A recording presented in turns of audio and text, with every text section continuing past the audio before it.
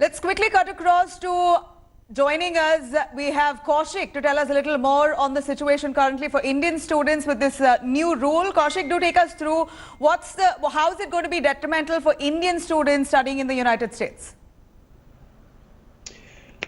Hi, Nibila. Thank you so much for having me. The situation now is that while Indian students were, kind of recuperating from COVID-19, being left in the United States, then having to face their future in terms of their H-1B visas after they come to study here, now there's a direct attack on students itself by ensuring that they have severe hurdles to either study and stay in the United States by being also safe as well. What's happened is that the United States administration has come out with a new clause that's stating that Indian students, or in general, international students, if they're taking online classes, they have to leave the United States, meaning they have to be deported from the United States if they take it. And as you know, a lot of universities and colleges in the United States were trying to segregate and say you could, take online classes while staying here. They were offering hybrid classes, but this is just one big hurdle after a series of hurdles that Indian students have been facing. Well, this is quite shocking. Let's cut across to our immigration lawyer joining us. Mr. Tejas, do take us through the repercussions here for students. It's a difficult time for the United States. Close to 2 lakh deaths that have been reported. They're not going to get their visas. Many of the embassies are closed as well. Yeah, that's right. And what this new change does is that it makes it even more difficult, as my co-panelist has pointed out. In essence, what this rule does is it says that if any university is offering online-only courses in the fall, that international students would not be eligible to enroll in those programs. Now, hybrid programs are still acceptable, and by hybrid programs, we're talking about programs that have both a in-person traditional classroom component as well as online. And so I suspect what we're going to see is universities which value these international students trying to find a way to offer those online courses in addition to the physical courses so that they can meet the criteria of those guidelines. But as you pointed out, one of the bigger hurdles here for those who don't yet have a student visa is how to even get the visa, given that U.S. consulates remain closed because of COVID-19. So it's pretty unprecedented what we're experiencing right now. I'm going to come to you on if the students, as well as with your help, are going to appeal against it. Let's quickly go over to Bansari joining us. Bansari Kamdar, do take us through your hurdles at this moment with this new rule, Bansari. Hi. So what I'm actually I'm really surprised by what's happening. Because what the U.S. government is actually asking students here to do is choose between pandemic and deportation, like death and deportation, because America has obviously the highest cases, as you pointed out, of COVID. Other than that, international students, particularly Indian students who make up the second highest amount of international students, pay the highest amount of tuitions, work for the lowest jobs on campus, while they also have to constantly worry about what happens to their immigration status. And it's also been very troubling because a lot of students have lost their jobs on campus and housing already because of COVID. And it's just going to get worse. A lot of people have signed their leases and they don't know what to do. They don't know how they're going to be attending these online classes back home and what's going to happen to their immigration status. And there is a lot of uncertainty, particularly with this. Even if you were to implement an online model, how would it look like? And most universities are going online, looking at the rising numbers in the United States. And when you are at home trying to be safe, taking online classes, this is the time the government says that, no, you can't stay back. You got to go back home. Anyway, you're taking online classes. But what about the dreams, your ambitions, all your hope to come all the way to the United States, spend that kind of money and try to get that education firsthand? It's a pandemic. It's unfortunate. But sending you back, and if you don't abide to it, then threat of deportation, that's terrible. It is horrible, and I think a lot of it has to do with the government trying to strong arm these universities into opening their campuses, because as you said, a lot of universities have moved off campus online, and it's going to be really tough. I can imagine. So Danshu, take us through the other Indian students who are currently now in the lurch.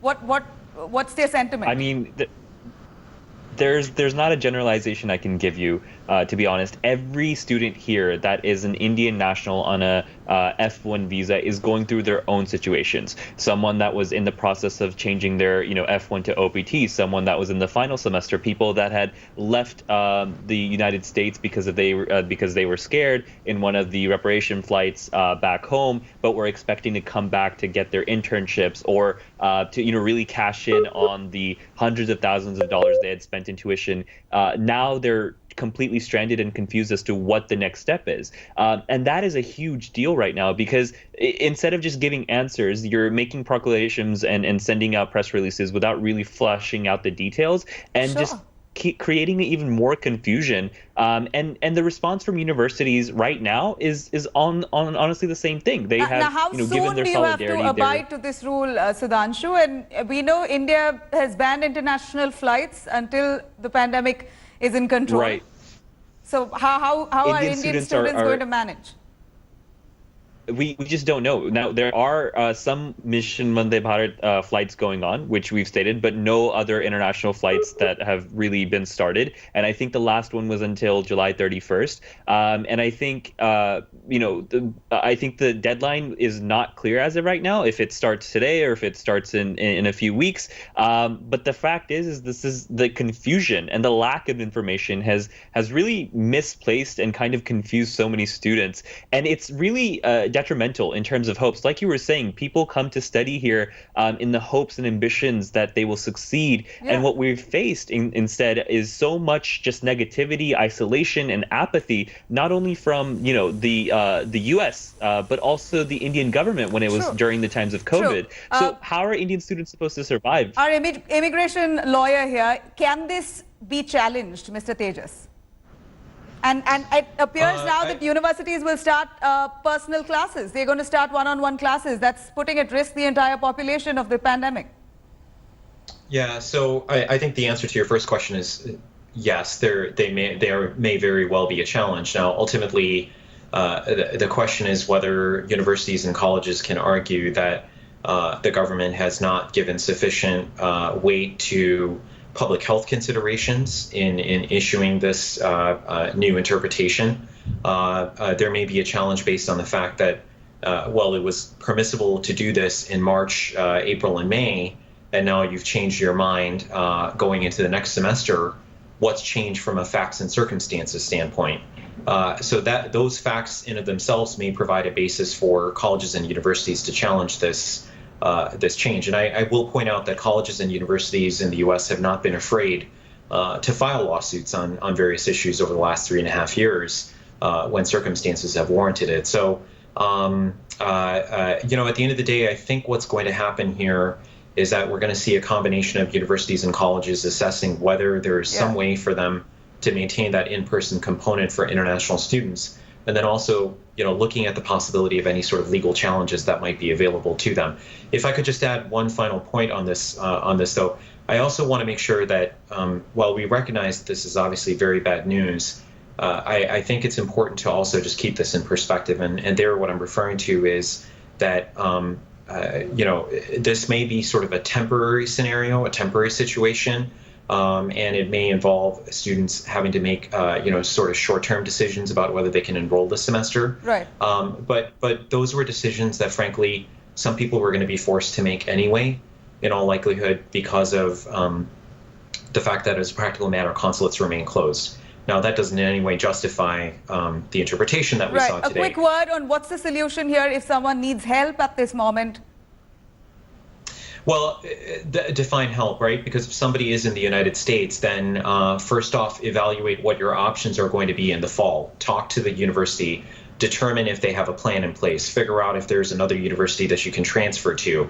If you're outside the country and you're trying to figure out how to get back into the U.S. and whether to come back to the U.S., keep your eye on what's going on with the consulates and also be in close touch with the university and college. Right. Mr. Tejas, thank you very much.